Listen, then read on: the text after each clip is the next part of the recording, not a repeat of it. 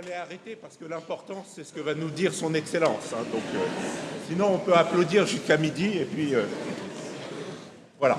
Alors, très rapidement, parce que je ne veux pas prendre du temps sur ce que va nous dire son Excellence le docteur Denis Mukwege, pour dire, et c'est vrai que mon émotion est totale. J'ai eu deux émotions en tant que président de cette université, parce que j'ai été président il y a 30 ans. J'en étais le plus jeune, je le répète souvent. Et je suis président depuis 3 ans, après un passage à l'UNESCO, et j'en suis le plus vieux aujourd'hui. Donc, vous voyez, la boucle est bouclée. Voilà. Et je suis vraiment très, très ému, et je le dis parce qu'il faut le dire, quand l'émotion est là et qu'on est au bord des larmes. Et la première émotion que j'ai eue, c'était lorsque nous avions fait, docteur honoris causa de l'université, le président Mandela. Ça a été un moment inoubliable pour l'université. Et là, nous avons la chance d'accueillir une personnalité éminente, qui se bat, comme vous le savez, pour les droits de l'homme, les droits de la femme, le droit des minorités, et qui a accompli un parcours à nul autre pareil. Alors, tous les matins, quand je rentre dans mon bureau, si vous avez le temps, vous verrez, vous comprendrez le sens de mon propos, j'ouvre la fenêtre et j'ai en face de moi le Panthéon. Et en face de moi, le Panthéon, avec une devise que vous connaissez, Excellence, aux grands hommes, la patrie reconnaissante. Bon, déjà, ça me ramène à la modestie de ma condition, et je sais que je n'y serai jamais, mais je ne suis pas pressé de ne pas y être, et voire même d'y être. Mais en ce qui vous concerne, je dirais cette formule, qui vous va si bien, ainsi qu'au président Mandela, aux grands hommes, aux grands humains, hein, hommes au sens générique, l'humanité reconnaissante. L'humanité reconnaissante, vous dépassez et vous transcendez toutes les nations, toutes les patries par votre dévouement à ces causes essentielles qui redonnent un peu d'âme à notre humanité, une humanité qui, croyait-on, avait dépassé les grandes catastrophes du XXe siècle, et on s'aperçoit que tout est à recommencer. C'est le mythe de Sisyphe, permanent. Hein, et quoi qu'on fasse, quoi qu'on dise ou qu'on développe, eh bien, c'est un recommencement permanent. La paix, la dignité, le respect de l'autre, c'est un apprentissage tout au long de la vie et tout au long de l'existence humaine. Et donc, vous êtes un exemple lumineux hein, de cette, excusez l'émotion, de cette mission qui est celle que disait un grand mathématicien, je me répète encore, servir l'honneur de l'esprit humain. Et vous êtes un grand serviteur de l'esprit humain, et c'est à travers cette formule que j'ai le bonheur et l'honneur de vous accueillir. Et regardez cet amphi Richelieu qui est comble, je ne l'ai jamais vu aussi plein, surtout en comparaison de mes conférences mathématiques où il y avait 2 ou 3 personnes, parce que je suis mathématicien, excellent. Eh oui, il en faut. Et en général, dans l'amphi Richelieu, on me disait, mais vous êtes sûr, vous voulez l'amphi Richelieu 4 ou 5 étudiants pour écouter un cours de mathématiques. Non, ne rigolez pas. C'est le grand chagrin de ma vie. Et un jour, je vous parlerai de ce que Picasso me disait, un grand monsieur aussi, mais pas au même niveau que vous, au sens de l'humanisme. C'est un grand artiste, mais en tant qu'être humain, c'était une autre affaire. Et donc, j'ai eu la chance de le connaître, et il me disait, les mathématiques, c'est très bien, mais qu'est-ce que tu vas faire? Est-ce que tu vas pouvoir te marier avec les mathématiques? Voilà, donc je lui ai prouvé qu'on pouvait le faire, et j'ai eu la chance de le connaître à 18 ans. Mais je ne vais pas parler de mon existence. Vous êtes ici à Paris 1, Panthéon-Sorbonne, héritière de la Sorbonne. Le vice-chancelier est présent. Nous avons d'éminents, tous les vice-présidents de l'université sont là. Le directeur général du Crous, Denis Lambert, est là. Madame Le Mardelet, bien sûr. Et puis, une idole vivante, Liliane Thuram, qui a marqué les 2 buts contre la Croatie en demi-finale, alors que la France allait perdre. Et là, on peut l'applaudir.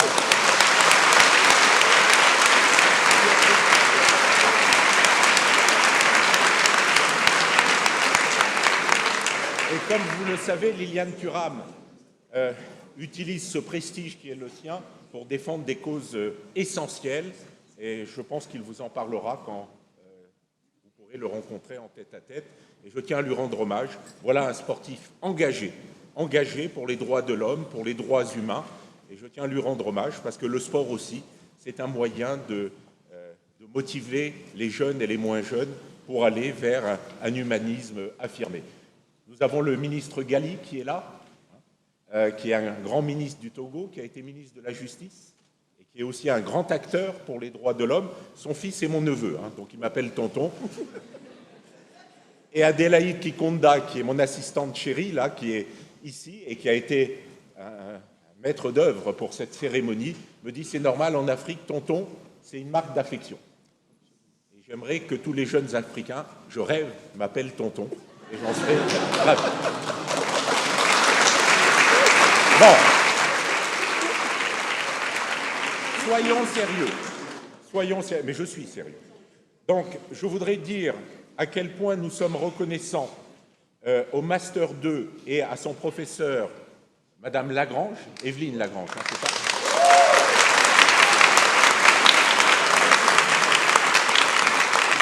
Master 2 de droit international et organisation internationale que vous dirigez avec talent. Non, c'est une vérité. Je ne dis que des vérités, même un peu enrobées, mais quand même. Et puis je suis un Africain moi aussi, donc j'ai besoin de parler. Je viens de Tunisie. Voilà. Oui, qui m'appelle? Ah non, je vois, bon. Et où elle a fait travailler ses étudiants dans la perspective de cette réunion, et je tiens à remercier les étudiants du Master 2 dirigés par le professeur Lagrange. Merci, merci pour votre engagement.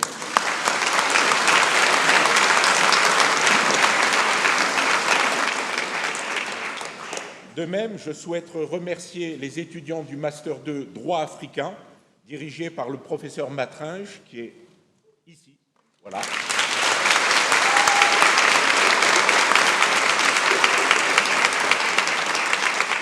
Et je dois dire qu'il est important de souligner tout cela parce que les propositions que vous portez, Excellence, sont au cœur même de ce que les juristes portent, et en particulier votre master, professeur Matringe et professeur Lagrange.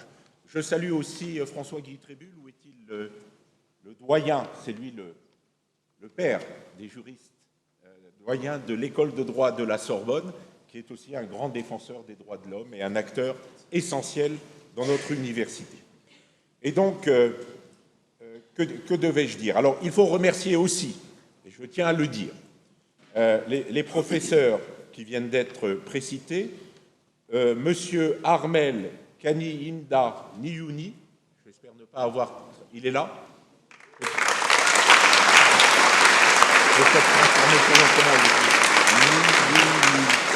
Niyouni, peut-être. Voilà. Étudiant du M2 droit international, qui est à l'origine de votre intervention. C'est lui qui nous a motivés.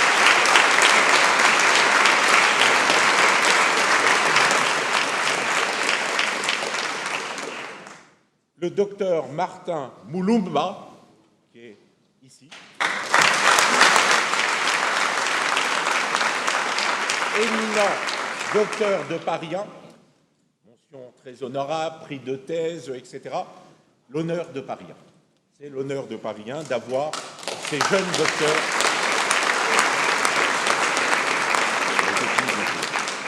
Et l'honneur de votre pays. Le pays qui montre que la démocratie n'est pas une illusion en Afrique. Et ça sera le thème d'une grande cérémonie qu'on est en train de concocter, Martin et moi-même, pour montrer que la démocratie n'est pas une illusion en Afrique. Et votre président Tshisekedi le montre, et mémoire et honneur à son papa, qui s'est battu pour les droits de l'homme. J'espère que je ne choque personne en disant cela, mais ce sont de grands combattants pour la dignité humaine. Et donc là aussi, nous préparons quelque chose pour l'Afrique. Et je tiens à vous dire que c'est l'année de l'Afrique à Paris. Et vous en êtes le symbole de cette année de l'Afrique qui nous porte. Et moi, l'Africain, je le dis, sans l'Afrique, il n'y a pas d'Europe. Sans l'Afrique, il n'y a pas de Sorbonne.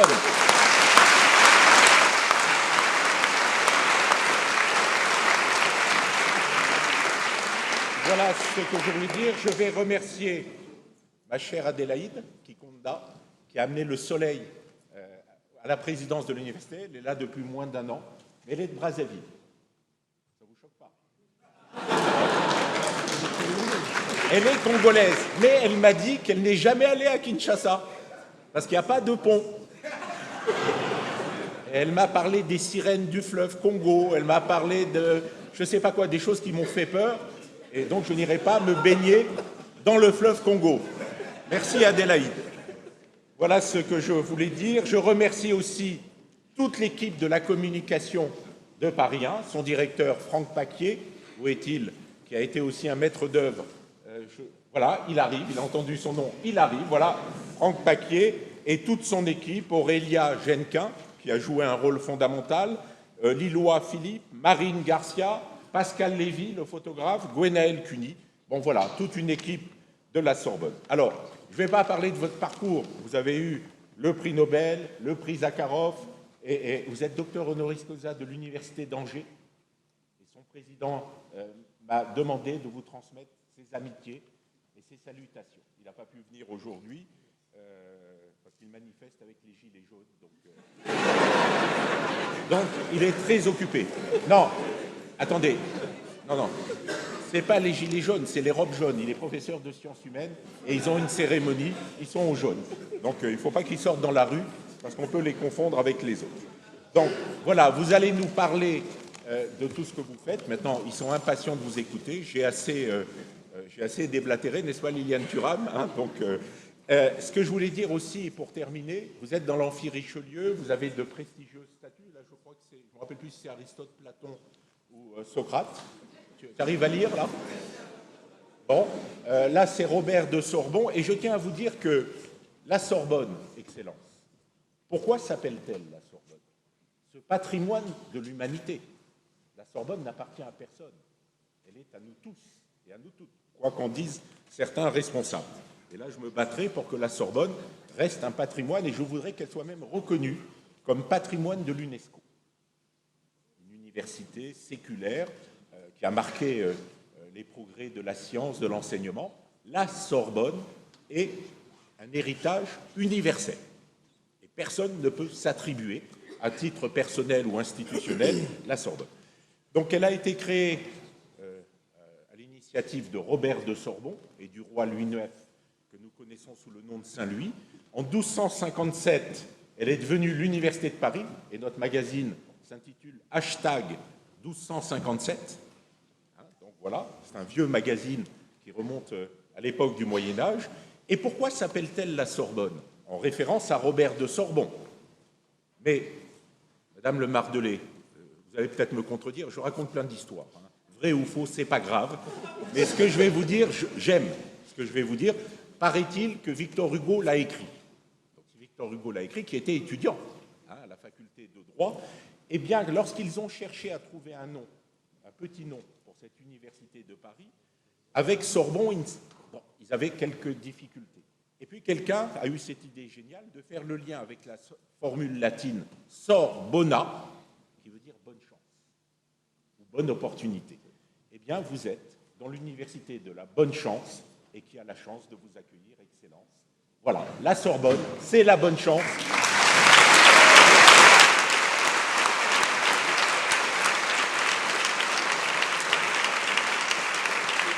Ah, j'ai oublié l'essentiel pour l'instant. Ce n'est qu'un début. Plus tard, on fera autre chose. Eh bien, dans le cadre de cette cérémonie, j'ai l'honneur et le privilège. Ah, c'est pas marqué Sorbona ici, donc c'est la plus belle médaille que nous ayons de vous remettre. La médaille de la Sorbonne que vous mettrez dans votre bureau en vous souvenant de ce moment. Et d'autres qui vont suivre, confiance. Je peux vous embrasser sur la scène. Merci.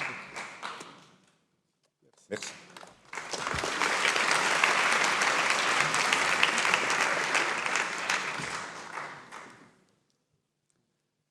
Monsieur le Président de l'Université Paris 1, je vous remercie sincèrement de me décerner la médaille de votre prestigieuse université. Et quelle émotion après toute la présentation de l'université et du corps académique, que je tiens à remercier également pour toute la préparation qui a été faite pour que nous ayons ce partage ce matin. C'est un grand plaisir et un honneur de m'entretenir avec le monde académique et estudiantin, vous qui avez soif de connaissances et de la vérité dans un monde d'inversion de valeurs où la manipulation et les dénis s'imposent bien souvent.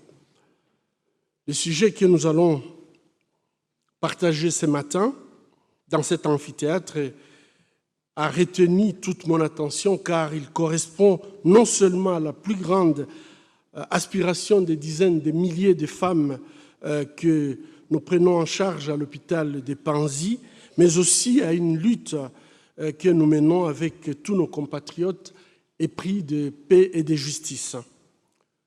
Chères étudiantes, chers étudiants, mesdames et messieurs, je vois dans l'amphithéâtre, il y a beaucoup de jeunes. Certains d'entre vous ne doivent pas avoir beaucoup plus qu'une vingtaine d'années.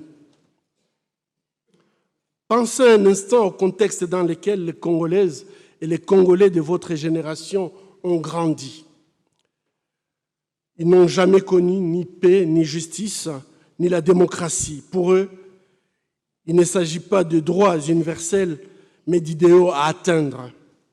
La violence, la peur et l'incertitude du lendemain ont caractérisé leur enfance, leur adolescence et malheureusement, aujourd'hui, lorsqu'ils entrent dans l'âge adulte, c'est toujours cette incertitude qui caractérise leur vie.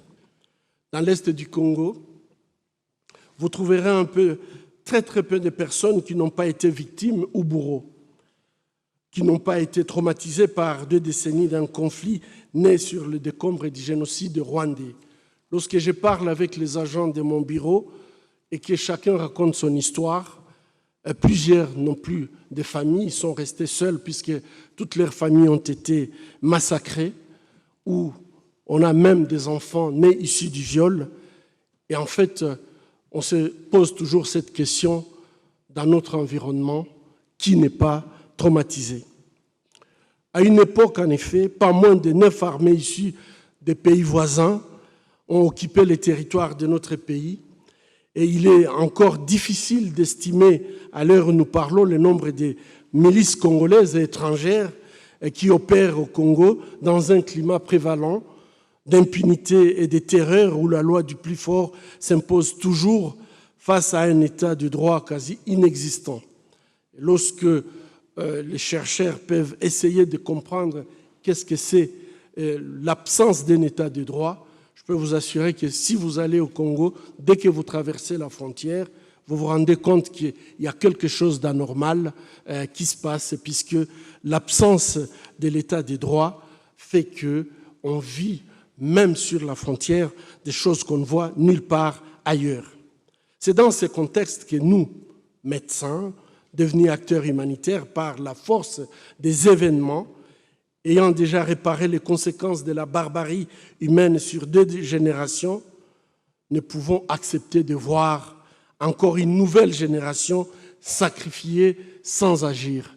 Et ici, je dois dire que vivre ce que nous vivons, être indifférent, on doit se poser des questions par rapport à soi-même. Ce constat nous a amenés, donc, moi personnellement, à quitter les blocs opératoires et donc notre blouse de médecin pour chercher à dénoncer les causes de la violence et de l'instabilité. Ainsi, nous nous sommes engagés dans un plaidoyer pour la justice, la démocratie et la paix. Et nous aspirons à transformer ces idéaux en une réalité pour nos enfants, mais également pour nos petits-enfants. Et j'espère que l'auditoire aujourd'hui, vous qui êtes là présents, vous allez nous accompagner dans cette lutte, puisque je crois que l'universalisme des droits de l'homme me tient à cœur. Je viens d'un pays qui est très riche, où en fait on nous parle de la globalisation, mais finalement je pense que parler de la globalisation économique sans parler de l'universalisme des droits de l'homme, c'est tout simplement dérailler et perdre tout le contrôle. Et je vous ai dit, si vous voulez voir ce que ça signifie, venez en République démocratique du Congo. Mesdames et messieurs, la lutte contre l'impunité est non seulement cruciale pour fournir une réparation aux victimes, mais également pour enrayer et prévenir la spirale de la violence, car nous sommes convaincus qu'il n'y aura pas de paix sans justice et sans le retour à l'état de droit. En République démocratique du Congo, pendant 20 ans, on a essayé de cacher la vérité, on a espéré qu'on peut ne pas faire la justice et qu'il y aura la paix, mais aujourd'hui on se rend compte, après 2 décennies, en fait, il y a une transmission de la violence qui s'est faite et cette violence ne fait que s'aggraver chaque année qui passe. Quand nous avions commencé à prendre en charge les victimes de violences sexuelles, on traitait des femmes âgées, des femmes en âge de la procréation. Aujourd'hui, ce que nous observons, c'est que le nombre d'enfants que nous traitons augmente chaque année. Et quand je parle d'enfants, nous traitons même des bébés. Ça veut dire, en d'autres termes, si on ne fait pas, si on essaie de négliger la justice, le résultat, c'est que les bourreaux, ils vont essayer tout ce qu'ils peuvent faire, puisqu'ils savent que ce qu'ils peuvent faire, il n'y a aucune conséquence. La justice ne représente pas seulement un outil de répression des criminels. Je crois que ça, c'est très, très important. Parfois, lorsque nous demandons la justice, il y a ceux qui pensent que, en fait, c'est pour tout simplement réprimer. Mais il faut savoir qu'il est aussi un mode efficace de prévention. La meilleure façon de prévenir, c'est en fait qu'il y ait justice, lutter contre l'impunité. Non seulement la prévention, mais elle assure aussi la non-répétition et garantit l'ordre moral et préserve en fait le contrat social. De plus, dans le cadre de notre approche holistique de prise en charge développée à Panzi, cette approche holistique qui consiste non seulement à soigner les victimes médicalement, et c'est là où nous avions commencé, quand les victimes arrivaient à l'hôpital, on les prenait en charge sur le plan médical. Mais assez rapidement, on avait constaté que les victimes qu'on prenait en charge sur le plan médical ne partaient pas. Même si on leur autorisait de sortir, ces victimes restaient à l'hôpital et développaient plutôt des pathologies tout à fait somatiques. Elles se plaignaient en fait de choses qui n'avaient rien à voir avec la violence sexuelle qu'elles avaient subie. Et progressivement, on a commencé à créer un service de prise en charge psychologique avec des psychologues cliniciens. Et ici, assez rapidement, on s'est rendu compte que physiquement, les femmes se portaient bien, psychologiquement, elles étaient suffisamment fortes pour retourner dans leur village. Mais comment retourner dans un village où elles sont rejetées? Comment retourner dans un village où tout a été brûlé? Économiquement, elles ne sont pas capables en fait, de s'insérer dans une société où elles sont rejetées. Et ici, nous avions créé le 3e pilier de cette prise en charge holistique, qui est la prise en charge socio-économique, donner aux femmes la capacité économique. Et ce que nous avions observé, assez rapidement, les femmes, dès qu'elles devenaient autonomes sur le plan économique, et ça veut dire tout simplement qu'elles étaient capables de manger et nourrir leurs enfants, envoyer leurs enfants à l'école, puisque ça c'est une priorité des femmes chez nous. Elles peuvent tout manquer, mais il faut absolument que les enfants puissent aller à l'école. Et ces femmes, lorsqu'elles avaient l'impression que également elles pouvaient subvenir aux soins de leurs enfants, il y avait une question qui revenait, c'est la question des dignités. Et la justice joue un rôle très très important, car non seulement on a besoin de cette justice, mais on a besoin également de la réparation qui constitue un outil indispensable pour achever en fait le processus de guérison des survivantes et faciliter leur réintégration dans la société. J'ai pu me rendre compte à quel point les femmes venaient, par exemple, et qu'on pouvait leur donner des avocats qui les accompagnaient devant les cours et tribunaux, et assez rapidement, ces femmes savaient très bien qu'aller en justice, elles ne vont rien avoir comme compensation. Mais le fait d'avoir un bout de papier où tout simplement on écrit que madame, vous aviez été victime et le monsieur, il a été condamné pour ce qu'il a fait, ça suffisait. Les femmes revenaient dans le village, brandissaient le papier pour montrer à tout le monde que finalement, mon statut de survivante a été reconnu. Et donc, ceci, c'est pour dire qu'on peut travailler sur le plan médical, mais il y a tout un aspect qu'il faut prendre en charge. Cette prise en charge holistique, c'est amener à ce que les victimes de violences sexuelles soient non seulement reconnues par leur communauté, mais qu'on puisse restaurer leur dignité perdue par ces actes d'atrocité et de barbarie qu'elles subissent. Les victimes ont donc non seulement le droit à des soins de santé de qualité, mais aussi à la vérité et à la justice. Savoir pourquoi ça m'est arrivé, pourquoi c'est moi, pourquoi il m'a brûlé au niveau de l'appareil génital, pourquoi après m'avoir violé comme si ce n'était pas suffisant, il a tiré sur mon appareil génital, pourquoi il a introduit des produits toxiques ou des produits caustiques au niveau de l'appareil génital. Toutes ces vérités, les femmes exigent à ce qu'elles sachent. Et c'est seulement au niveau de la justice qu'on peut en fait arriver avec des réponses où le bourreau peut avouer, peut peut-être même présenter ses excuses. Et c'est à ce titre que la Fondation Panzi facilite aux victimes l'accès gratuit à la justice. Donc, mon hôpital, désormais, on ne soigne plus, mais on a compris qu'il y a un autre besoin qui est très, très important dans le processus de guérison. Et comme toutes les femmes ne peuvent pas accéder facilement à la justice, nous avons un système qui permet l'accès gratuit à la justice. Nous avons des avocats qui peuvent accompagner ces victimes. Même nous arrivons à soutenir l'organisation d'audiences foraines afin d'encourager une justice de proximité. Ça veut dire que tout simplement, lorsque les viols massifs se sont commis dans un village, nous avons un système qui permet de déplacer toute la cour. Donc, les magistrats vont dans ces villages et les bourreaux vont comparaître devant donc les victimes. Et je peux vous dire que sur le plan de soins de ces victimes, ça joue un rôle très, très important, puisqu'à ce moment-là, le bourreau est devant tous les villages et il doit répondre de ses actes devant toute la communauté. Mais il faut aller plus loin pour briser la dynamique de la violence à l'est du Congo, puisque ça, je vous parle de la justice nationale.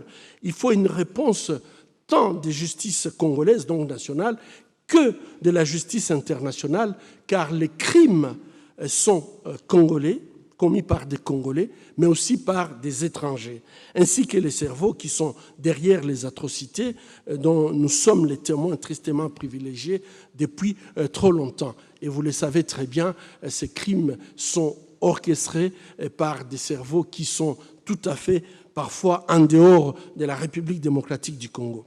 Mesdames et messieurs, le 6 octobre, en 1996, le monde dans lequel j'avais commencé ma vie professionnelle s'était écroulé. Plus de 30 de mes patients et des membres du personnel, des gens avec qui je prenais en charge les malades à l'hôpital de Lemera dans la province du Sud-Kivu, ont été sauvagement massacrés. Les malades à qui j'avais dit, quelques jours avant, ne quittez pas l'hôpital. C'est un lieu où vous pouvez être protégé. Il n'y aura personne qui peut pénétrer dans l'hôpital. On a mis des croix rouges partout pour montrer qu'ici, on prend en charge les malades. Et malheureusement, les malades qui ont suivi cette instruction, j'avais tort.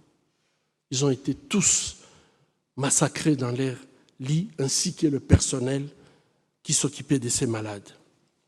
Cette date restera pour toujours gravée dans ma mémoire et marque le début en fait des atrocités des masses commises en République démocratique du Congo. Les troupes de l'AFDEL, qui se présentaient comme des libérateurs bizarres puisqu'on ne massacre pas la population qu'on est supposé venir libérer, dirigés par Laurent Désiré Kabila et soutenus par le Rwanda, commencèrent leur marche à travers les pays pour chasser les Hutus. C'était ça le prétexte à l'entrée. Mais en fait, ils avaient une autre idée derrière la tête, c'était mettre fin à l'ère du maréchal Mobutu. Ces crimes odieux commis à l'hôpital de l'Emera figurent parmi les 617 autres crimes internationaux répertoriés dans ce que nous appelons les rapports du projet Mapping concernant les violations les plus graves des droits de l'homme et des droits internationaux humanitaires commises entre mars 1993 et juin 2003 sur le territoire de la République démocratique du Congo. Ces rapports, c'est une véritable cartographie des crimes internationaux menée par des experts du Haut Commissariat des Nations Unies pour les droits de l'homme, avaient notamment vocation à explorer des pistes à suivre tant pour les autorités congolaises que pour la communauté internationale afin de répondre aux défis de l'impunité qui minent les efforts de paix et de stabilité en République démocratique du Congo, mais également dans la région des Grands Lacs. Pourtant, malgré ce travail titanesque d'inventaire des crimes les plus graves, malgré divers engagements politiques et plusieurs projets de loi, on en a eu en République démocratique du Congo, on a eu même des promesses des chambres mixtes, malgré la mobilisation des ONG, on a été plusieurs fois à Genève pour essayer de faire bouger les lignes, aucune recommandation du rapport Mapping n'a été mise en œuvre jusqu'à ce jour. Mesdames et messieurs, je voudrais que nous puissions passer ensemble en revue les principaux obstacles à la lutte contre l'impunité et donc la reconstruction de la paix dans cette région. D'abord, il y a le manque de volonté politique des autorités congolaises. Depuis 20 ans, les accords de paix ont systématiquement sacrifié la justice sur l'autel d'une paix dont les dividendes ne sont jamais parvenus à l'est du Congo. Naviguant de crise en crise, politiciens, médiateurs ont davantage recherché une stabilité à court terme au lieu de construire une paix durable. Les accords de paix, incluant le processus de désarmement, démobilisation et réinsertion et de brassage, on nous a parlé aussi des mixages, etc., n'ont fait qu'intégrer l'indiscipline dans les forces de sécurité et de défense et au plus haut sommet de l'État. Le niveau de cruauté a servi plutôt de tremplin à des promotions. Vous pouvez vous imaginer, avant le départ, avant que le président Kabila quitte le pouvoir, il a pris la précaution, en fait, de nommer tous les commandants qui sont sous sanction. C'est eux aujourd'hui qui commandent toutes les régions militaires. Il a pris cette précaution, en fait, c'est pour en quelque sorte montrer que toutes les cruautés que ces commandants ont commis en République démocratique du Congo n'avaient aucune conséquence et au contraire, il fallait le promettre pour ceux qui ont fait du mal. Comment voulez-vous que des groupes d'enfants soldats et des miliciens dont le cerveau a été lavé, ces petits kadogos, comme on les appelle, qu'on a appris à tuer, à violer, on leur a appris à faire du mal. Et ces enfants, en fait, ils apprennent ça lorsqu'ils ont 10, 12 ans. C'est-à-dire qu'ils sont eux-mêmes traumatisés. Comment on peut demander à ces enfants traumatisés qui deviennent des protecteurs des personnes, qui deviennent en fait des protecteurs de la loi et de l'intégrité territoriale sans avoir reçu la moindre prise en charge de leur santé mentale? J'ai eu l'occasion de les rencontrer. Ce sont des enfants qui souffrent d'un syndrome post-traumatique évident. Ce sont des enfants, quand vous les voyez, vous voyez très bien qu'ils ont un psychotraumatisme assez grave par rapport à ce que tout simplement ils ont commis. Et à chaque fois, leur mémoire traumatique, quand elle se remet en activité, ce sont des enfants qui commettent jusqu'aujourd'hui de violences extrêmes puisqu'ils n'ont jamais, on ne les a jamais pris en charge pour les aider en fait de sortir de cet état de traumatisme profond. Comment voulez-vous qu'un pays autoproclamé démocratique protège ses citoyens quand il est en réalité gouverné par des anciens chefs rebelles qui ont troqué tout simplement leur uniforme des miliciens par des costumes de luxe?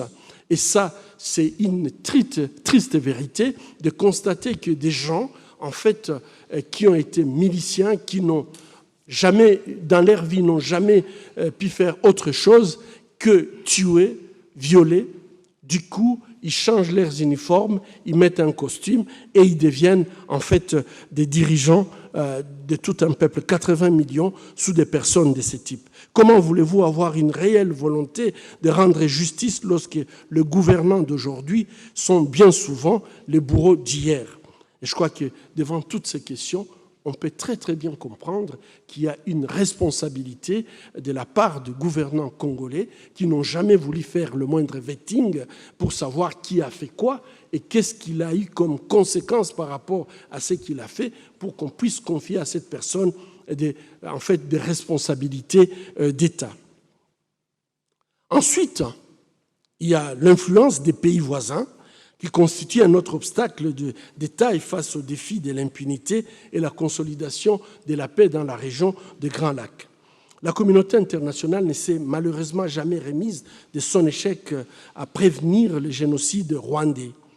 Ce sentiment de culpabilité a rendu de nombreux gouvernements incapables de demander des comptes aux autorités rwandaises pour les exactions commises par son armée sur le sol congolais.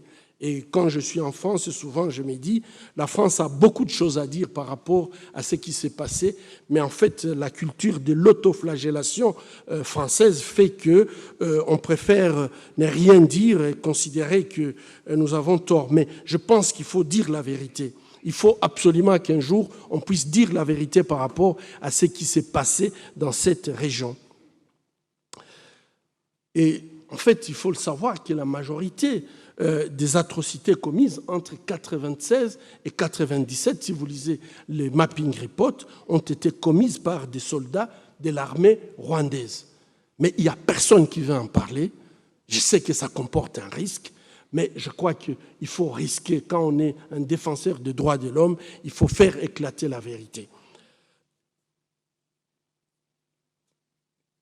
Et parfois, on nous parle de l'entraide ou de coopération judiciaire avec des pays dont les responsables sont impliqués depuis plus de 20 ans dans les campagnes de terreur et de pillage. Je crois qu'il y a des notions qui ne tiennent pas, parce qu'en fait, demander à ce que les gens coopèrent, alors qu'ils tirent bénéfice dans les chaos, je dois dire, congolais, en fait, cette coopération n'arrivera jamais.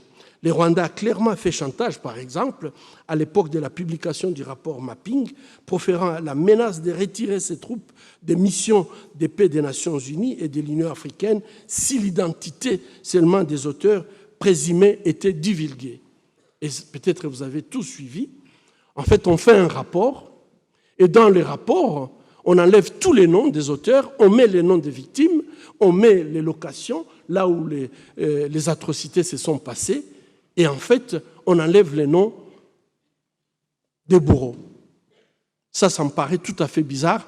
La honte ne doit pas aller vers les victimes, ça devrait aller plutôt vers les bourreaux. Et là, on a un rapport des Nations Unies qui protège en toute évidence l'identité des présumés criminels. Face à ces constats, les victimes congolaises ont eu beaucoup d'espoir que la solution vienne de la communauté internationale. Mais là aussi, hélas, le manque de volonté politique et la réelle politique semblent primer sur le besoin de justice et de vérité. Après l'expérience des tribunaux pénaux internationaux pour le Rwanda et l'ex-Yougoslavie, de nombreux observateurs ont critiqué, et à juste titre, leur caractère partial, ainsi que la lenteur de procédure et leur coût très élevé. On n'en disconvient pas. Mais comment évaluer en argent le besoin de la reconstruction de la paix? Peut-être j'aurai la réponse dans cet auditoire où il y a des experts. Comment calculer la valeur des 6 millions de morts et des déplacés? Aujourd'hui, on compte à peu près 4 millions de Congolais qui sont déplacés. Et dans les conditions de déplacés internes, ces déplacés n'ont aucune aide. Et donc, ce sont des candidats tout simplement à la mort par des maladies naturelles.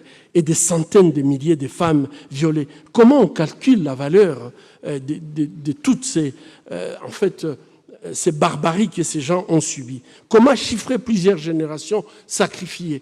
Et ici, je crois que parlons le même langage. Lorsqu'une femme est violée, lorsqu'une femme a un enfant issu du viol, il faut savoir que en fait, la transmission va se faire, cette souffrance, ce traumatisme va se transférer sur cet enfant issu du viol qui n'a pas demandé de naître, mais qui se trouve dans une société sans filiation, qui se trouve souvent sans identité, qui sont appelés souvent les enfants génocidaires, lorsque ce sont les réfugiés génocidaires Hutus qui sont responsables du viol, ou on les appelle des enfants serpents, lorsque c'est l'armée patriotique rwandaise qui est responsable, ou enfin on les appelle maï-maï. Et je crois que la vie de ces enfants doit être très très difficile. Comment nous chiffrons en fait les sacrifices de toutes ces générations qui souffrent du fait qu'il n'y a pas de justice? Une fois de plus, la création d'un tribunal international relève malheureusement avant tout d'un mélange de considérations géostratégiques, diplomatiques et politiques. Chacun connaît la vérité. Je ne fais que vous rappeler, mais je pense que plusieurs parmi vous connaissent la vérité, mais le cynisme et le manque de courage politique des leaders de notre monde aujourd'hui ont jusqu'aujourd'hui empêché toute manifestation d'une vérité judiciaire en République démocratique du Congo. Et vous devez déjà le savoir, le Congo, doté de richesses naturelles et minérales exceptionnelles, ressemble tout simplement comme une bijouterie à ciel ouvert et continue d'être un terrain des stratégos dont chaque multinationale cherche à avoir sa part de gâteau. Vous comprendrez aisément que de nombreux acteurs étatiques et non étatiques sont donc enclins à favoriser les statu quo actuels pour poursuivre leur entreprise commerciale et stratégique à vocation plutôt criminelle. Certes, des initiatives récentes de la loi américaine, Frank Dodd d'ailleurs, je crois que cette loi est menacée par l'actuelle administration américaine, et les règlements européens sur les devoirs de diligence pour les chaînes d'approvisionnement des minerais, dont l'entrée en vigueur est prévue en 2021, vont dans la bonne direction. Tous les défenseurs des droits de l'homme se sont battus pour qu'il y ait ces lois, mais il faut quand même que nous reconnaissions tous que ces lois sont insuffisantes, car ces textes ne sont pas contraignants à tous les maillons de la chaîne.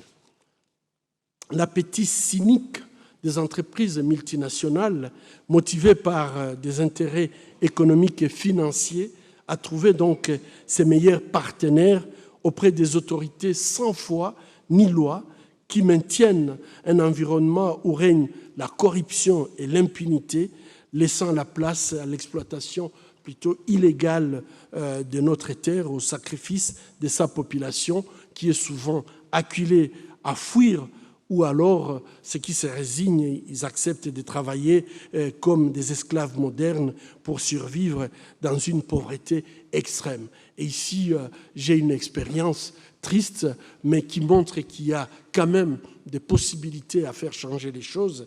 Depuis, ça fait 3 ans que la Fondation Panzi va chercher des enfants dans les mines. Ce sont des enfants qui sont entre 4 et 10 ans et que nous amenons dans une école, donc un centre de récupération scolaire. Et je peux vous dire qu'en donnant à ces enfants tout simplement un repas de riz et haricots qui ne coûte pas grand-chose, ces enfants s'accrochent. Et même pendant les vacances, ils refusent de retourner dans leur famille. Ils préfèrent venir tous les matins, jouer même s'il n'y a pas classe, mais jouer là, puisqu'ils vont avoir en fait un plat des riz et des haricots. Et je crois que ça, c'est accessible. Malheureusement, c'est une politique délibérée de laisser la population dans une pauvreté extrême. Et je crois que ici, dans ces mines, la condition des femmes est tout simplement inacceptable. Et donc, lorsque nous retirons les enfants et leurs mères qui vivent en fait dans l'esclavage sexuel dans ces mines, on est tout à fait impressionné de constater qu'avec peu de choses, on peut transformer la vie de ces personnes qui sont en fait exposées à une mort à tout moment, soit par des éboulements ou en fait la transmission des maladies sexuellement transmissibles, y compris le VIH-Sida. Mesdames et messieurs, mon pays a toujours été un acteur clé de la globalisation et de la révolution technologique. Du caoutchouc qui a permis l'essor de l'industrie automobile il y a à peu près 100 ans. Mais malheureusement, cet essor n'a pas été sans conséquences. 10 millions de Congolais ont péri dans cette aventure pour que certains aient des véhicules beaucoup plus rapides. On n'en parlait pas. 10 millions de morts. C'est quand même énorme. Si vous lisez Adam Rothschild, vous allez être tout simplement surpris que le monde décide de se taire sur le sort des 10 millions de personnes qui sont en fait amputées. On les ampute les mains et beaucoup ont péri dans cette situation. Après, il y a quand même le passage à l'uranium congolais qui a mis fin à la Deuxième Guerre mondiale et engendré en fait l'ère nucléaire. Et que dire de l'étain, tungstène et tantal, les 3 TS, qui ont révolutionné notre manière de communiquer aujourd'hui. Si nous avons nos laptops, j'ai oublié en fait mon iPhone ou les laptops, nous avons tous besoin de ces moyens de communication. Mais est-ce que nous nous rendons compte les coûts humains de ces objets que nous utilisons? Le Congo est toujours au centre de la modernité et du progrès. Aujourd'hui, le Congo est à nouveau un pays clé de la transition énergétique avec l'essor de voitures et de vélos électriques dont chaque batterie nécessite entre 3 et 15 kg de cobalt. Le Congo est le premier producteur mondial du cobalt, avec à peu près 60 à 70% des réserves mondiales du cobalt.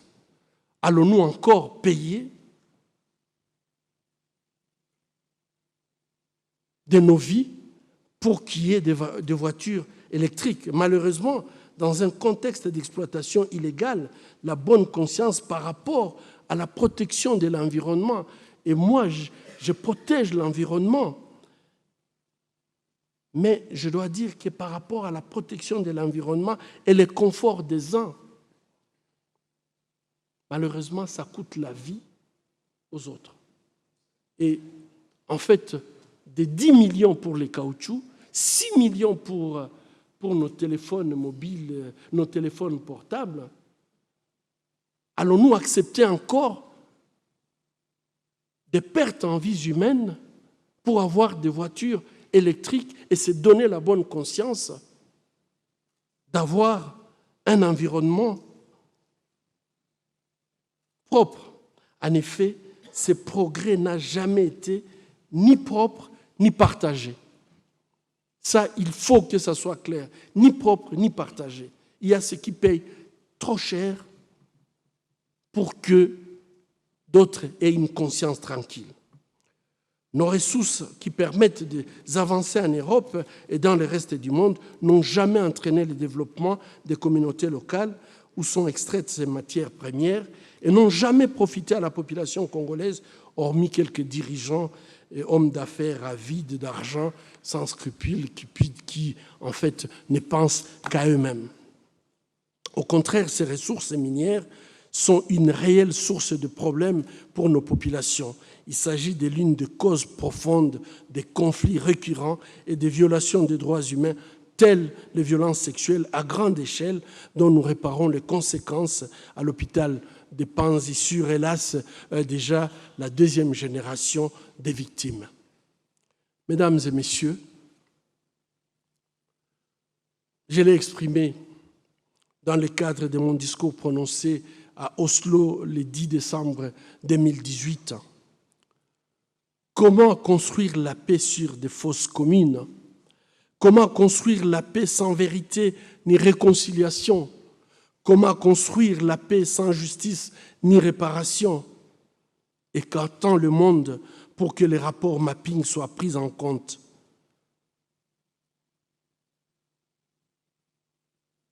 Mesdames et messieurs, ayons le courage d'exiger à ce que les noms des auteurs des crimes contre l'humanité, les noms de ces auteurs puissent être connus pour éviter qu'ils continuent d'endeuiller cette région martyre. Nous gardons l'espoir que la justice soit rendue un jour en République démocratique du Congo pour tous ces crimes impunis. Et ici, il faut le rappeler, ces crimes sont imprescriptibles. Donc même si on s'était, même si aujourd'hui nous manquons le courage de pouvoir en fait dénoncer et demander justice, ce sont des crimes imprescriptibles. Donc un jour, peut-être nos enfants ou nos petits-enfants demanderont à l'humanité qu'est-ce qui s'est passé par rapport à tous ces millions de morts. Mais nous espérons une bonne administration de la justice nécessite avant tout des institutions légitimes, indépendantes et impartiales.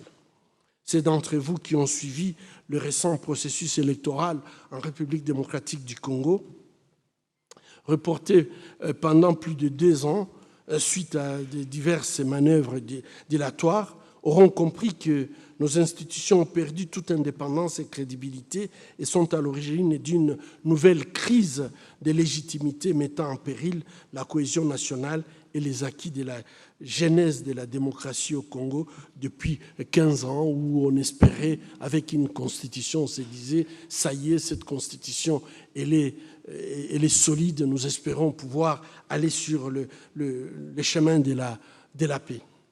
Le pays est dans une impasse à court terme, mais nous restons convaincus que le chemin de la paix existe. Tous les Congolais, quand vous posez la question à toutes les femmes qui sont à Panzi dans la rue, tout le monde va vous répondre, il y a la possibilité d'avoir la paix. Il sera toujours notre rêve et nous allons continuer à nous battre pour qu'un jour le Congo soit non seulement libre, mais qu'il règne la paix en République démocratique du Congo. Avec le nouveau président, cet espoir renaît. Nous espérons que la mise en place des institutions vont permettre à ce que le nouveau président puisse en fait répondre à ces rêves de plusieurs Congolais. Nous voulons nous occuper plutôt des femmes qui viennent pour accoucher. Et vous imaginez, j'étais formé comme gynécologue obstétricien, j'étais formé pour accoucher, j'étais formé pour aider les femmes à en fait avoir des enfants dans de bonnes conditions. Et aujourd'hui, mon travail s'est réduit, je n'aime pas ces termes, réparer, mais soigner les femmes qui sont plutôt détruites par tout simplement la bêtise humaine. Nous ne voulons plus continuer à faire ce travail. Nous voulons que nous puissions revenir à donner aux femmes une sécurité obstétricale, qu'elles puissent accoucher dans des conditions normales. Imaginez-vous, vous êtes ici en France, quand j'ai fait mes études à Angers, je n'avais jamais vu une femme mourir au cours de l'accouchement. Jamais, je n'ai jamais vu ça. Mais en République démocratique du Congo, nous sommes encore dans des endroits où les femmes, quand elles vont accoucher, elles font leur testament puisqu'elles ne sont pas certaines de pouvoir donc retourner vivantes. Allons-nous continuer à accepter des choses comme ça? Et pendant que ces femmes sont en train de mourir, nous sommes en train de nous occuper à soigner la bêtise humaine. Nous gardons la foi et l'espoir car nous savons que des solutions existent. Et je pense que si le monde veut que ça arrête en République démocratique du Congo, si les Congolais décident de mettre fin à cette situation, il est possible que tout ça puisse être arrêté. Il est temps que les États occidentaux dressent une ligne rouge contre l'usage du viol comme arme de guerre et appliquent des mesures fortes contre les instigateurs de l'instabilité dans la région des Grands Lacs. Et ça, je pense que c'est quelque chose qui est faisable. D'appliquer, par exemple, en refusant le visa, tout simplement, en bloquant leurs comptes bancaires, sachant que c'est de l'argent du peuple qui est volé, placé dans des banques ici. Je crois qu'il y a des possibilités de pouvoir faire arrêter ce sang qui coule depuis plus de 20 ans. Il est temps que les efforts de maintien de la paix exploitent pleinement leur mandat du Conseil de sécurité des Nations Unies pour protéger les civils, utiliser tous les moyens nécessaires pour éliminer les capacités de nuisance des groupes armés non étatiques et imposer la paix. Nous avons la mission des Nations Unies la plus importante qui coûte plus d'1 milliard de dollars chaque année.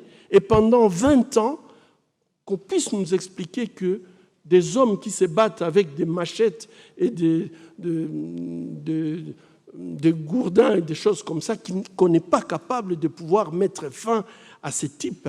Je crois que je dois apporter votre attention.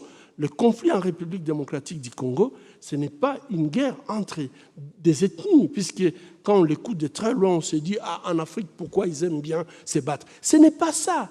Ce ne sont pas des ethnies qui se battent en République démocratique du Congo. Ce n'est pas des fanatiques religieux non plus, où on peut penser qu'il y a une idéologie en fait religieuse qui fait que les gens ils sont accrochés à une idéologie et qui se battent à cause d'une idéologie. Ce n'est pas ça. Officiellement, si vous allez sur le terrain, les pays vont vous dire, les pays voisins vont dire « Ah non, nous on ne sait pas ce qui se passe en République démocratique du Congo, allez poser la question. » Donc ce n'est pas non plus un conflit entre les États. Et vous, spécialistes en conflit, vous allez me poser la question, c'est quel type de conflit si tout ça, ça n'existait pas. En fait, la réalité, c'est que c'est un conflit qui est tout simplement, qui est entretenu par des groupes armés. Souvent, ces groupes armés sont en connexion avec parfois des autorités de la République démocratique du Congo ou à l'extérieur pour les groupes armés étrangers et qui entretiennent en fait ce chaos. Et tout le monde le connaît. Il est temps que donc les femmes soient pleinement aussi associées à la prévention et à la résolution des conflits et qu'elles aient leur place à la table des négociations des paix pour pleinement participer à la reconstruction du pays. 20 ans de conflits.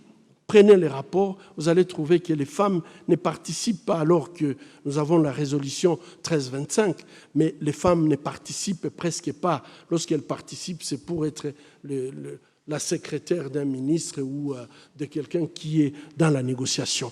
Il faut appliquer les lois que nous avons, c'est la seule façon de pouvoir progresser.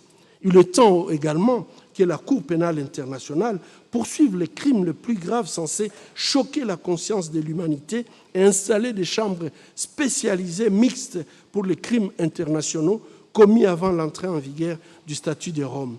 Il est temps d'exploiter tous les conflits, tous les outils de la justice transitionnelle. Et ici, lorsque nous parlons de la justice transitionnelle, en premier lieu, une profonde réforme du secteur de la sécurité s'impose, incluant non seulement la police, l'armée et les services de renseignement, mais aussi les secteurs de la justice et de l'administration pénitentiaire. Vous aviez appris, juste il y a une semaine, l'évasion en fait, des présumés criminels des agents des Nations Unies dans une prison, un procès qui est suivi par tout le monde, allait comprendre que les prévenus ont pu s'évader. Et donc, avec des situations comme ça, effectivement, pour la population locale, elle n'arrive plus à poser plainte, puisque vous posez plainte, on arrête le coupable, 2 jours après, ils s'évadent et ils viennent vous attaquer. Cet assainissement est indispensable pour assurer la protection des personnes, des biens, du territoire et la sécurité tant physique que juridique. Ensuite, après des décennies de mensonges, il s'agit de faire la lumière sur les 6 millions de morts et les centaines de victimes de violences sexuelles de ces dernières décennies. Nous invitons enfin les autorités de la République démocratique du Congo à s'engager dans des mécanismes d'établissement de la vérité. Nous pensons notamment à la révision des manuels scolaires pour sortir les générations futures de cette logique de manipulation et de déni et à l'édification des mémoriaux sur les fosses communes où les vies de nos sœurs et nos frères ont été fauchées par la barbarie humaine. Vous passez dans les rues de Kinshasa, de Lubumbashi, de Bukavu, de Kisangani, il n'y a aucun signe qu'il y a 6 millions de morts. On peut vous indiquer éventuellement, là il y a une fosse commune avec 50 personnes. Nous sommes le seul pays, peut-être avec Pol Pot, peut-être, où les femmes ont été enterrées vivantes. C'est connu, le lieu est connu, leurs enfants sont connus, leurs maris sont connus. Et en fait, il n'y a rien pour dire, avoir des signes mémoriels pour dire plus jamais ça. Ça existe, mais en fait, nous avons besoin qu'il y ait des constructions en fait, de ces signes symboliques pour permettre à ce que les générations à venir ne puissent plus vivre la même chose. De nombreuses survivantes réclament cette mesure symbolique gratuite, mais cruciale en termes de reconnaissance de leur statut de victime. Ces mesures symboliques ou mémorielles plutôt, devront être accompagnées par des mécanismes de réparation individuelle et collective pour les communautés affectées, pour que la société puisse en fait reconnaître ses erreurs, éviter de les répéter et s'engager une bonne fois pour toutes sur le chemin de la réconciliation et de la cohésion sociale. Je vous remercie.